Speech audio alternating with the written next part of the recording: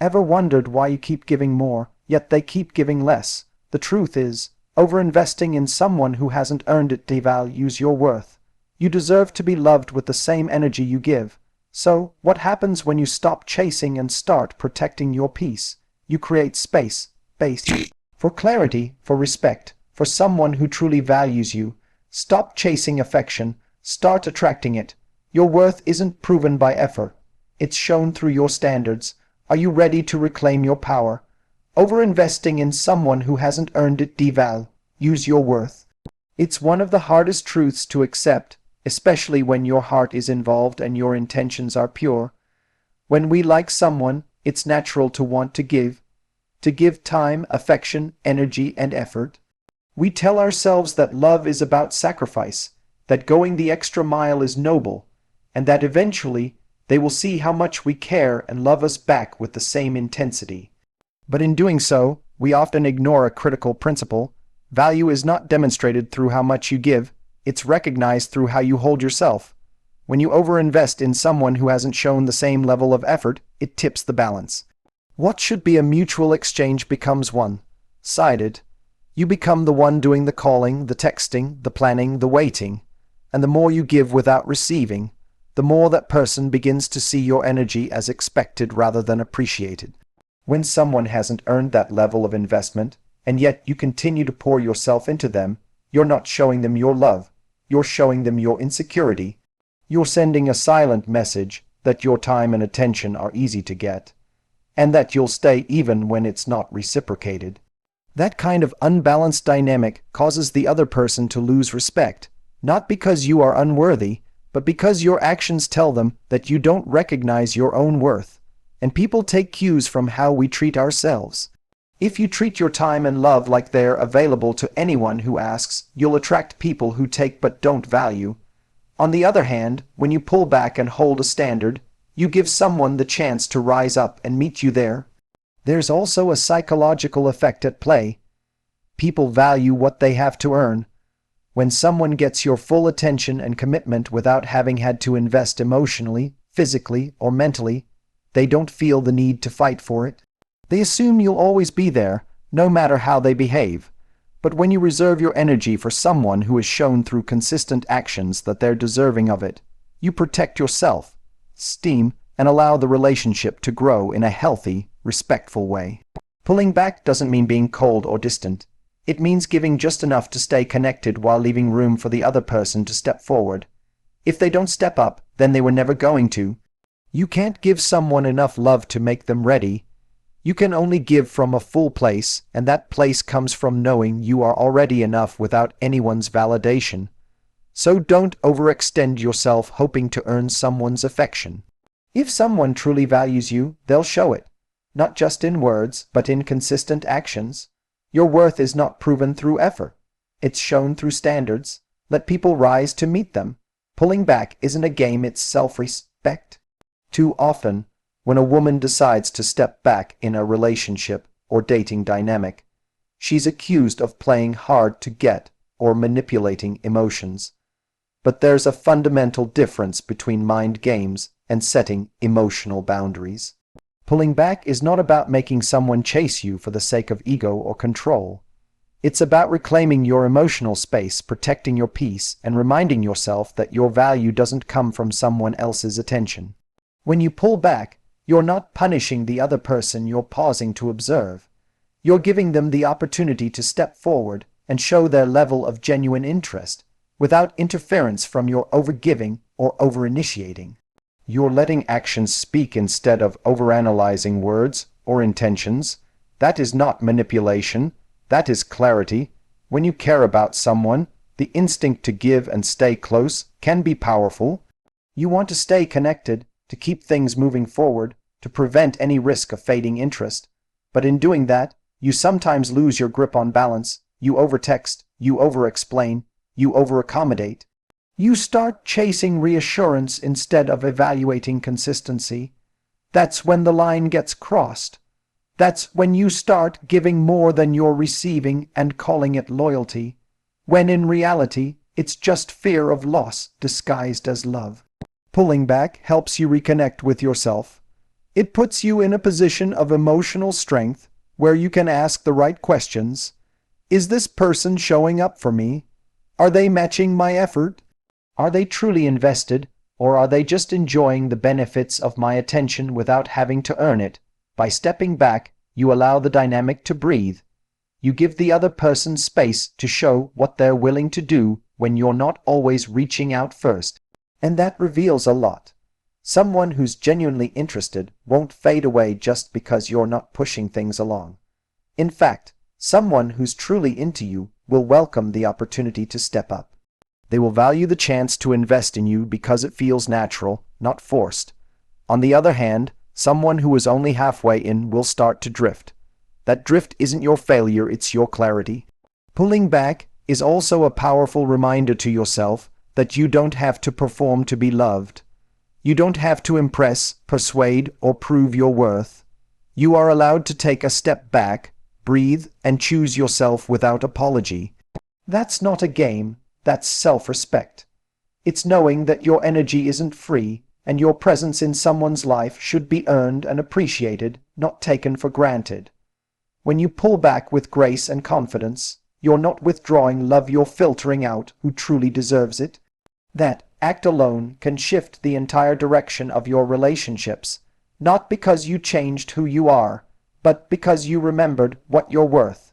Create space to see who genuinely wants to show up.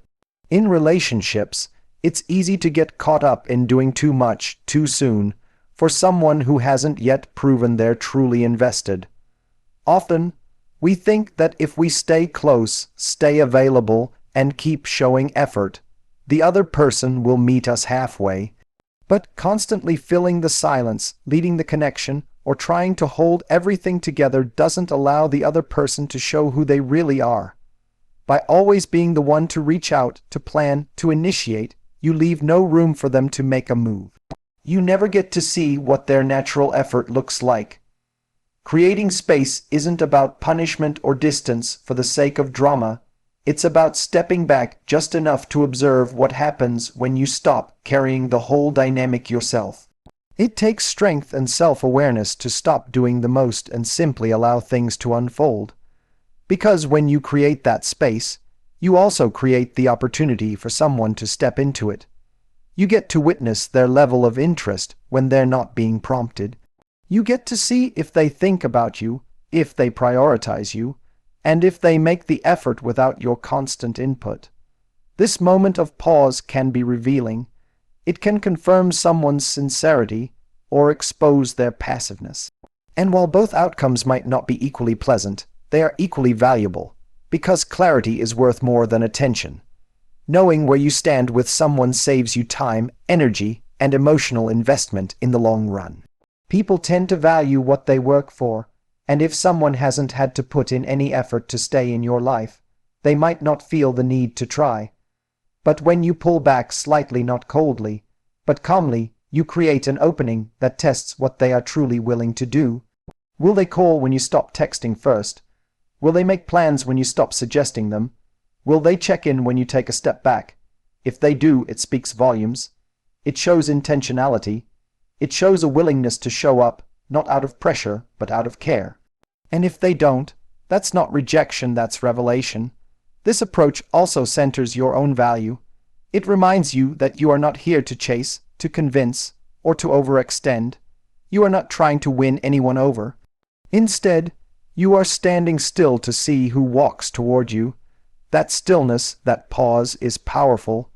It says, I am enough just as I am, and I do not need to overperform to keep someone's attention. Relationships built on mutual effort grow deeper and stronger over time. But that can only happen if both people are contributing willingly. When you create space, you stop guessing and start seeing. You stop hoping and start knowing. And in that clarity, you protect your peace and make room for someone who is truly ready to meet you where you are. You teach others how to treat you by what you tolerate. Every time you stay silent in the face of disrespect, every time you overlook inconsistency, every time you accept crumbs and call it enough, you are setting a standard. Whether you realize it or not, You are communicating to the other person what is acceptable in your life. People learn from your reactions. They pay attention to what they can get away with, and more importantly, what they're not required to give. This isn't always done consciously or maliciously, but it is happening all the same. If you continuously show that you're willing to stick around regardless of how little effort they make, how often they disappear, or how poorly they communicate, they will assume that this is okay with you, that they don't need to try harder, that your presence doesn't require respect, it only requires convenience. The hard truth is, people will rarely give you more than what you demand through your behavior. Words are easy. You can say you want consistency, honesty, love, or commitment, but if your actions don't back those standards up, they lose their power. Tolerating less than you deserve, especially in the name of patience or understanding, often sends the opposite message, that you are willing to settle, that you'd rather keep someone around than risk losing them by drawing a line. But boundaries are not ultimatums. They are reflections of self-worth. They are not about pushing people away, but about protecting the energy you give to others. When you have strong boundaries, you don't need to yell or demand. You simply walk away from what doesn't align, and that action alone speaks louder than any lecture. There's also a deeper layer to this. What you tolerate in others is often a mirror of how you treat yourself. If you don't respect your own time, don't stand up for your own emotional needs, and don't believe you're worthy of love that is full and honest, then you're more likely to let people treat you as if you're optional. Self-respect sets the tone for every relationship you have. When you carry yourself with quiet confidence, when you're not afraid to say no or to walk away, people feel that, and the right people will rise to meet it. The wrong ones will either push back or drift away, both of which are gifts in disguise. Choosing not to tolerate poor behavior isn't about being harsh or unkind. It's about choosing peace over chaos, truth over excuses, and quality over quantity. It's about showing yourself and everyone around you that you are not afraid to lose someone if it means keeping your dignity intact. The moment you start acting in alignment with your worth, the energy around you shifts. You no longer attract people who want to test your limits. You attract those who naturally respect them, and that begins the moment you decide that your heart, your time, and your presence are privileges, not givens. The right man doesn't need to be chased. When someone is truly interested, there's a natural flow to how they show up. You don't have to send multiple texts wondering if he saw your message, you don't have to initiate every conversation, and you certainly don't have to question whether he wants to be there. The right man brings clarity, not confusion. His actions speak even louder than his words. He makes the effort not because he's being forced, guilted, or manipulated into it, but because he genuinely wants to connect, learn about you, and invest in building something meaningful. That's the kind of interest that doesn't require chasing, it invites presence. When you find yourself constantly trying to prove your worth, initiate plans, or maintain the connection, it's worth asking whether you're doing all the emotional heavy lifting. A relationship is supposed to be a two-way street, not a one-person mission. The right man will make it known that he's interested, not just in moments of convenience or boredom, but consistently. He'll reach out, show up, and prioritize you, because that's what a man does when he's emotionally available and truly values the woman in front of him. You won't have to beg for his attention or wonder where you stand. He'll make it clear through thoughtful gestures, reliable communication, and a desire to move things forward. Too many women waste precious time and energy chasing someone who's unsure, unavailable, or emotionally inconsistent. And it's not because they're not good enough, it's because they've been conditioned to believe that love has to be earned through effort. That if they just try harder, give more, or hold on longer, the man will finally see their value. But that's not how real connection works. Love isn't a prize you win by running the fastest or doing the most. Real love recognizes you. It sees you for who you are and chooses you without needing to be convinced. The right man doesn't make you question your place in his life because he's already made room for you in it. This doesn't mean that relationships are effortless or that everything falls into place instantly. It means that the core of the connection is mutual, the energy is balanced. Both people are leaning in, not just one, and that starts with choosing not to chase. When you stop chasing, you start attracting.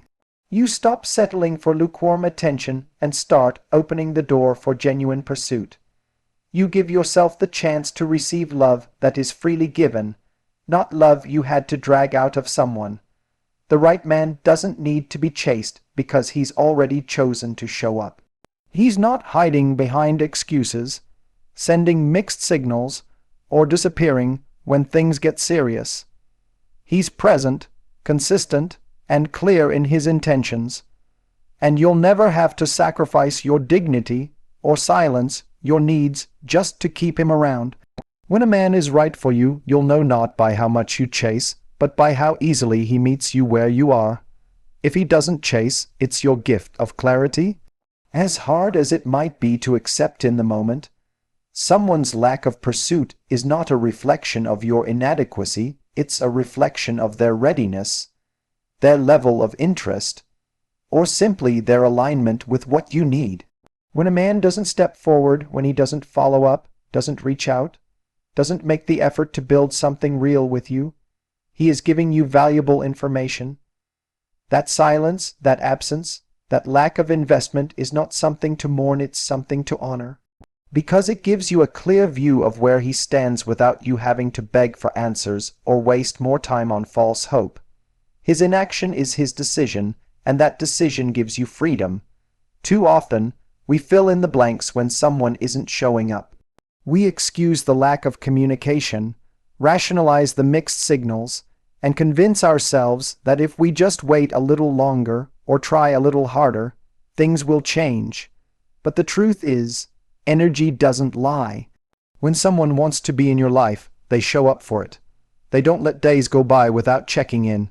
They don't ignore opportunities to see you, and they don't leave you in a constant state of wondering.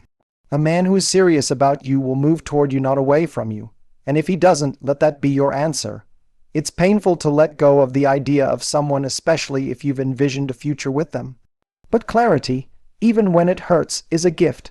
It protects you from staying in something one-sided. It saves you from the emotional exhaustion of chasing someone who isn't willing to meet you. It allows you to redirect your energy back to yourself, to your peace, to the life and love you truly deserve. There is so much dignity in walking away from someone who won't chase you, not out of bitterness, but out of self-respect. When you stop clinging to someone who won't make the effort, you make room for someone who will. This doesn't mean you become cold or closed off.